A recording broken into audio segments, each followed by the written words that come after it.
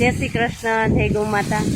હવે જો અમે હમણાં તલમાં ને મગમાં પડી ગયા છીએ ને તો વિડીયો ઉતારાણા નથી, એટલા માટે આ ગાયોને લીલું વાઢવામાં ટાઈમ નથી રહેતો, એટલે 2 થી 3 દિવસનું એકારે વાઢી લઈ.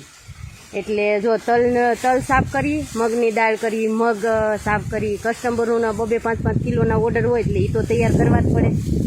એટલે જો આ લીલું વાઢીએ છીએ 2 થી 3 દિવસનું એકારે. તો જો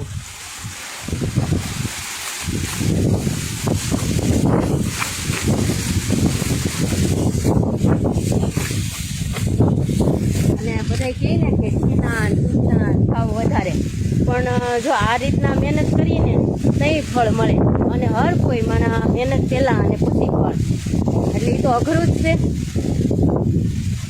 પહેલાં મહેનત કરીએ ને તઈ વાહે ફળ મળે.